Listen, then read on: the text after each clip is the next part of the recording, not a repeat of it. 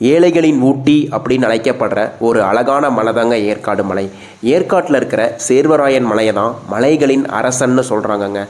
உங்ககிட்ட ஒரே ஒரு நாள் டைம் இருந்தால் போதும், நீங்கள் ஏற்காடுக்கு வந்து ஏற்காட்டில் ரொம்பவும் பார்க்க வேண்டிய இடமான 8 முக்கியமான இடங்களை பார்த்துட்டு போயிடலாம். எங்கேயுமே தங்க தேவையில்ல. ஸோ இந்த வீடியோவில் ஏற்காட்டில் நீங்கள் கண்டிப்பாக பார்க்க வேண்டிய 8 இடங்கள் என்னென்னு சொல்கிறேன். இந்த வீடியோவை ஃபுல்லாக பாருங்கள். இந்த 8 இடங்களும் நான் சொல்கிற ஆர்டரில் நீங்கள் பார்த்தீங்கன்னா உங்களால் ஏற்காடு ட்ரிப்பு ரொம்பவும் சூப்பராக முடியும். இதே போல் ட்ராவல் வீடியோவுக்கு நம்ம சேனலை மறக்காமல் சப்ஸ்கிரைப் பண்ணிக்கோங்க. இந்த வீடியோவை ஃபுல்லாக பாருங்கள்.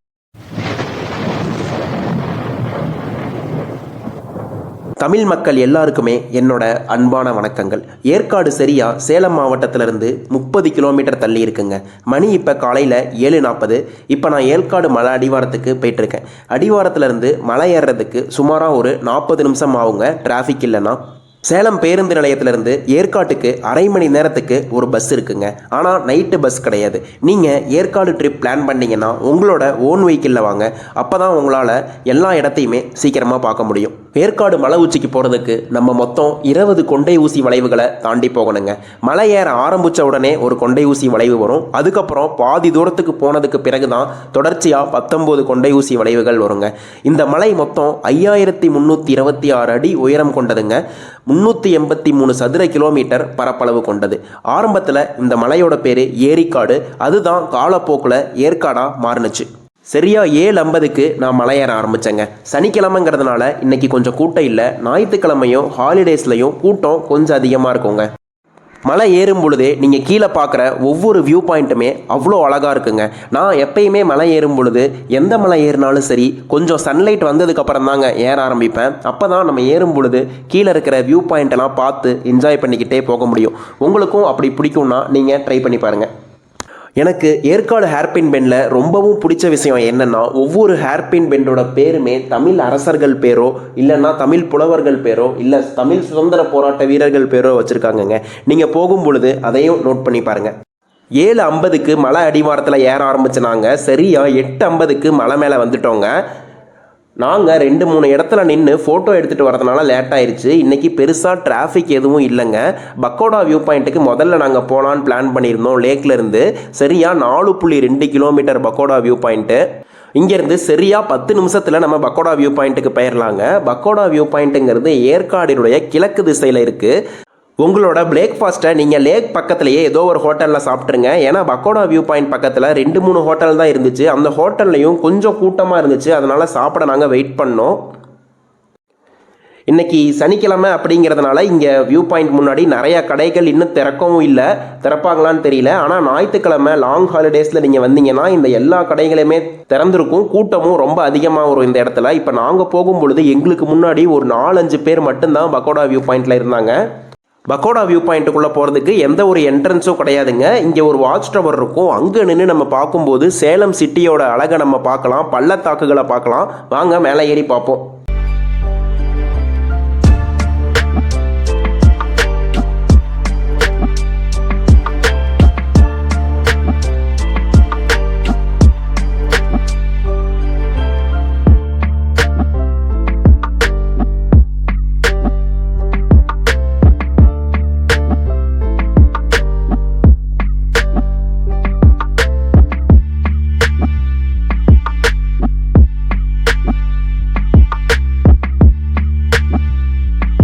பக்கோடா வியூ பாயிண்ட்லேருந்து அடுத்து நம்ம சேர்வராயன் உச்சிக்கு போக போகிறோங்க. அங்கே வந்து ஒரு பழமையான கோயில் இருக்குது. ரொம்ப ரொம்ப பழமையானது. ஏற்காட்டில் இருக்கிற 67 கிராமத்துக்கு அந்த சேர்வராயன் கோயில் தான் காவல் அப்படின்னு சொல்கிறாங்கங்க. அங்கே இருக்கிற சேர்வராயனும் காவேரி தாயாரும் தான் இங்கே இருக்கிற மக்களை காப்பாற்றுறாங்கன்னு நம்பப்படுது. மே மாதம் அங்கே பெரிய திருவிழா நடக்கும். அப்போ 67 கிராம மக்களும் சேர்ந்து அங்கே வந்து சேர்வராயனை வழிபடுவாங்கன்னு சொல்கிறாங்கங்க. நீங்கள் சேர்வராயனுக்கு போகும் பொழுது போகிற ரோடே அவ்வளோ அமைதியாக அவ்வளோ சூப்பராக இருக்குங்க. 2 சைடும் மரங்களோட வானத்தை தொடர அளவுக்கு ஹைட்டாக இருக்கிற மரங்களெல்லாம் நீங்கள் பார்க்க முடியும் இந்த இடத்துல. கீழே அவ்வளோவா குளிர் இல்லைங்க ஏற்காடு லேக் பக்கத்தில். ஆனால் சேர்வராயன் மலை ஏறும் பொழுது போக போக மேகங்கள்லாம் நம்ம பக்கத்துலேயே போக ஆரம்பிச்சுது. குளிரும் ரொம்ப அதிகமாக இருந்துச்சு. ஸோ நீங்கள் இங்கே போகும்பொழுது மட்டும் உங்களுக்கு ஷொட்டர் தேவைப்படும். மேகத்தை நீங்கள் பக்கத்தில் இருந்தே பார்க்கலாங்க. நீங்களே பாருங்கள் மேலே ஏற ஏற ஃபாக் எவ்வளோ அதிகமாக இருக்குன்னு. இன்னும் நான் உச்சிக்கே போலங்க, இன்னும் கொஞ்சம் தூரம் மேலே ஏறுறோம். ஆனால் இந்த இடத்துல வியூ அவ்வளோ சூப்பராக இருந்துச்சுங்க. மேகம் நம்ம பக்கத்துலேயே போகிற மாதிரி தெரிஞ்சுது. அவ்வளோ ஃபாகாக அவ்வளோ அடர்த்தியாக இருந்துச்சு இந்த இடத்துல. பாருங்களேன், மேகம் போகிறது நம்ம எப்படி பார்க்க முடியுதுன்னு. நம்ம பக்கத்துலேயே மேகம் போயிட்டுருக்கு.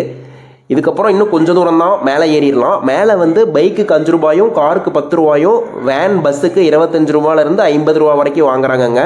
மலை மேலே சரியான ஃபாகுங்க. முன்னாடி யார் நிற்கிறா அப்படிங்கிறதே தெரியல. கொஞ்சம் முன்னாடி என்ன நடக்குதுன்னே தெரியலங்க. ஸோ இந்த இடத்துல அவ்வளோ ஃபாகு. நீங்கள் குழந்தைங்க பெரியவங்களை கூட்டிகிட்டு வந்தீங்கன்னா மறக்காமல் இந்த இடத்துக்கு சொட்டர் மட்டும் இந்த ஒரு இடத்துல போட்டால் போதும்.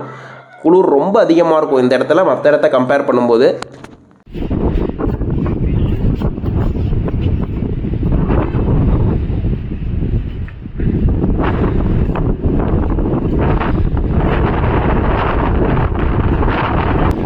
மணி இப்போ 11 மணி ஆகுது. இங்கே கிளைமேட் எப்படி இருக்குன்னு பாருங்க.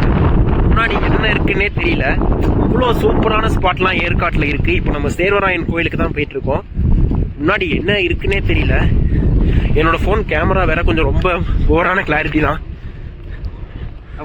ஸோ நீங்கள் 4Kல பார்த்தா கூட கிளாரிட்டி 144ல இருக்கிற மாதிரி தான் தெரியும். இங்கே இருக்கிற சேர்வராயனையும் காவேரி தாயையும் ஏற்காட்டில் இருக்கிற பழங்குடி மக்கள் 2000 வருஷத்துக்கு மேலே வழிபாடு செஞ்சுட்டு இருக்காங்கங்க. இங்கே கருவறைக்கு பின்னாடி ஒரு குகை இருக்கிறதாகவும் அந்த குகை கர்நாடகாவில் இருக்கிற தலக்காவேரி வரைக்கும் போகிறதாகவும் சொல்லப்படுது. ஆனால் இப்போ அது பின்னாடி பார்க்கறதுக்கு அனுமதி கிடையாதுங்க. மலை மேலே குழந்தைங்க விளையாடுறதுக்கு ராட்டினம், காரில் சுற்றுறது, ஸ்மோக் பிஸ்கெட்டுன்னு நிறையா இருக்குங்க. ஸோ நீங்கள் குழந்தைங்களோட இங்கே வந்தீங்கன்னா என்ஜாய் பண்ணிட்டு வரலாம். மறக்காமல் குழந்தைங்களுக்கு சொட்டரும் பெரியவங்களுக்கு சொட்டரும் எடுத்துகிட்டு வந்தீங்கன்னா கிளைமேட்டால் உங்களுக்கு எந்த ஒரு பாதிப்பும் ஏற்படாது. இப்போது நம்ம இங்கேருந்து அடுத்து மஞ்சக்குட்டைன்னு ஒரு வியூ பாயிண்ட் இருக்குது. நம்ம அடுத்து அங்கே தான் போக போகிறோம். வாங்க போகலாம். சேர்வராயன்லேருந்து கீழே இறங்கின உடனே கிளைமேட் நல்லாவே மாறிடுச்சுங்க. சேர்வராயன் மலை மேலே தான் அவ்வளோ ஸ்மோக்கு, அவ்வளோ ஃபாகு, அவ்வளோ க்ளவுட்ஸு. பட் கீழே குளிர் லைட்டாக தான் இருக்குது, பெருசாக எதுவும் தெரியல. சேர்வராயன்லேருந்து மஞ்சக்குட்டை வியூ பாயிண்ட் வந்து 4.1 கிலோமீட்டருங்க.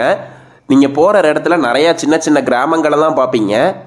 ஏற்காட்டில் இருக்கிற ஒரு சின்ன வியூ பாயிண்ட் இது தாங்க. ஆனால் இந்த வியூவில் இருந்து பார்க்குறதுக்கு வியூ பாயிண்ட்லாம் அவ்வளோ சூப்பராக இருக்கும். இந்த வியூ பாயிண்ட் வந்து கிழக்கு திசையை நோக்கி இருக்கும். ஏற்காட்டில் இருக்கிற மற்ற எல்லா வியூ பாயிண்ட்டுமே மேற்கு திசையை ஃபேஸ் பண்ணி தாங்க இருக்கும்.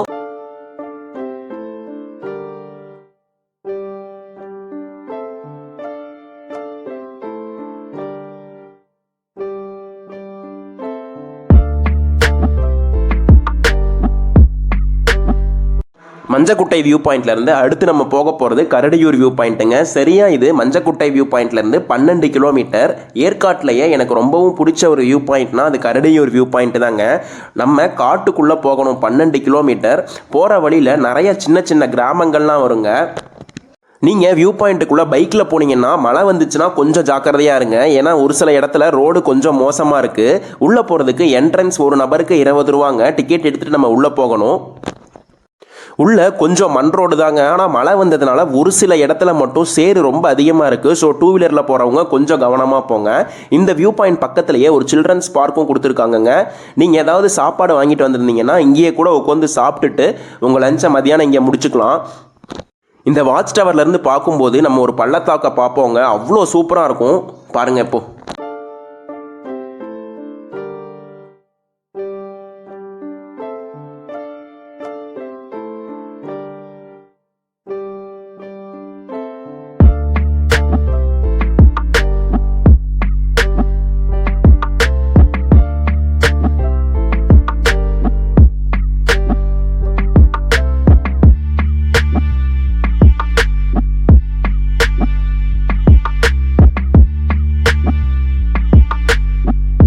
அடுத்தது நீங்கள் கரடியூர் வியூ பாயிண்ட்லேருந்து கிளியூர் ஃபால்ஸுக்கு வந்துடுங்க. கிளியூர் ஃபால்ஸ் வரதுக்கு நீங்கள் ஏற்காடு லேக் கிட்ட மறுபடியும் வரணும். அங்கேருந்து தான் ரூட்டு. கிளியூர் ஃபால்ஸ்க்கு நீங்கள் போகும்பொழுது விசாரிச்சுட்டு போங்க தண்ணி வருதா இல்லையான்னு. சப்போஸ் தண்ணி வரல அப்படின்னா நீங்கள் கிளியூர் ஃபால்ஸுக்கு போகிறது வேஸ்ட்டு. ஏன்னா கொஞ்சம் இறங்கி நடந்து போகணும். நாங்கள் கேட்கும் பொழுது தண்ணி ரொம்ப கம்மியாக தான் வருதுன்னு சொன்னாங்க. சரி இருந்தாலும் போயிடலான்னு சொல்லி போனோம். கிளியூர் ஃபால்ஸுக்கு போகிற பாதையே கொஞ்சம் நல்லா இருக்குங்க. இந்த மாதிரி காட்டுக்குள்ளே கீழே இறங்குறதுக்கு இரும்புலலாம் படிக்கட்டுகள் போட்டு கொடுத்துருப்பாங்க. ஒரு சில இடத்துல வந்து ரொம்ப குறுகலாலாம் படிக்கட்டுகள் இருக்கும். நம்ம அதில் தான் போய் ஆகணும். நீங்கள் வின்டரில் வந்தீங்கன்னா கண்டிப்பாக கிளியூர் ஃபால்ஸில் தண்ணி இருக்கும். செப்டம்பர்லேருந்து டிசம்பர் வரைக்கும் வந்துருந்தீங்கன்னா. அதுக்கு மேலே சம்மரில் வந்தீங்கன்னா தான் கிளியூர் ஃபால்ஸில் தண்ணி இருக்காது. ஒரு 20 மினிட்ஸ் வாக்கிலேயே நீங்கள் சரியாக மேலேருந்து கீழே ஃபால்ஸுக்கு இறங்கிடலாங்க. இங்கே ஃபால்ஸில் கொஞ்சம் நேரம் குளிச்சுட்டு திரும்ப நம்ம லேடிஸ் சீட் போகலாங்க.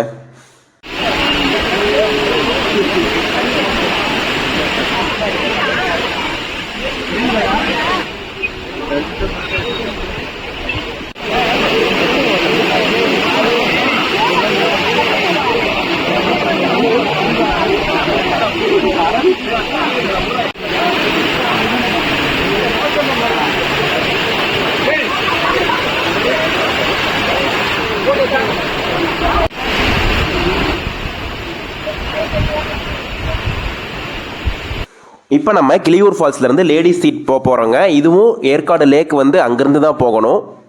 லேடிஸ் சீட் வியூ பாயிண்ட் பக்கத்துலேயே ஒரு டெலஸ்கோபிக் வியூ பாயிண்ட் இருக்குங்க. 10 ரூபா நம்ம டெலஸ்கோப்பில் பார்க்கறதுக்கு. அந்த டெலஸ்கோப்பில் பார்த்தோம்னா தூரத்தில் இருக்கிற ட்ரைபல் வில்லேஜை நம்ம பார்க்கலாம். அந்த டெலஸ்கோப் இதுக்கு பக்கத்துலேயே வியூ பாயிண்ட் இருக்குங்க. ஃபஸ்ட்டு நம்ம போய் டெலஸ்கோப்பில் பார்த்துட்டு அதுக்கப்புறம் லேடிஸ் சீட் வியூ பாயிண்ட்டை பார்ப்போம்.